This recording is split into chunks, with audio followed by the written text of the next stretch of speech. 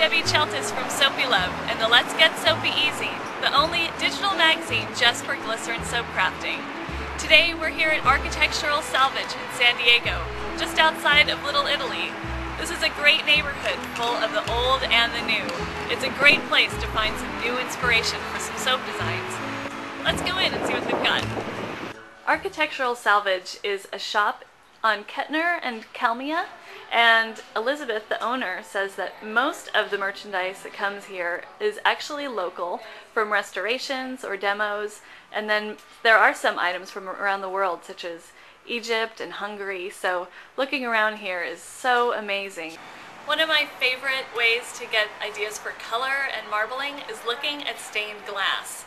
There are so many beautiful, clear and opaque panes that you can look at for color and color combinations, such as this one panel. It has yellow and white, and it's clear yellow with opaque white, which is something that is so fun to do with glycerin soap, is to marble opaque and clear soaps so you get that light that shines through and different depths of color. I think there's a lot to be found in stained glass that works really, really well with glycerin soap. When I come into the store, one of the most amazing displays is this wall of Victorian hardware. There are these lock panels, don't know what they're called for real, I'm sure that's not right. Amazing doorknobs. Over here are handles and other things, really, really cool. And what I love are their very ornate textures, like this really beautiful doorknob. And this would be awesome to use as a stamp in the custom texture sheets, which I have in my Let's Get Soapy issue for June. And what would be awesome to do with this is use it as a stamp. You can do rows of the doorknob design and then make a tray of the soaps and then use just a round cutter to cut out each soap so that it has this really beautiful rounded design on top.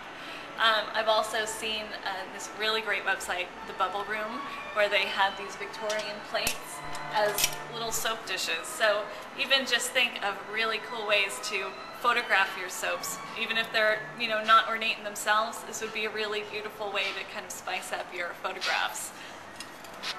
As I was walking around, I found these really beautiful glass tiles, and I think it's a really cool reminder that texture also looks amazing in clear colors. It really shows off the dimension, like this with the bubbles, and this just has raised stripes. It's really interesting, even though it seems kind of basic. Also, these chandelier crystals are really amazing, which are just clear, which would be a really cool single color soap that you could cut into facets. Another great way to put designs into your glycerin soap is to make embeds. So you could easily create just thin layers of soap in different colors and use little polymer cutters, polymer clay cutters, which are small, or fondant colors, which come in basic geometric shapes as well as many other shapes. An example of what you could do with all those little embeds is beautiful in this mosaic fountain right here. You could just place all your little squares into your pan, make sure they're stuck down real well, spray them with alcohol, and then pour white behind it to get that kind of grout effect in between all of your little tiles. Let me give you a tip that'll save you a lot of money. Don't buy anything. Not yet. Bring your notebook, and when you leave, write down all of the great ideas that you've got.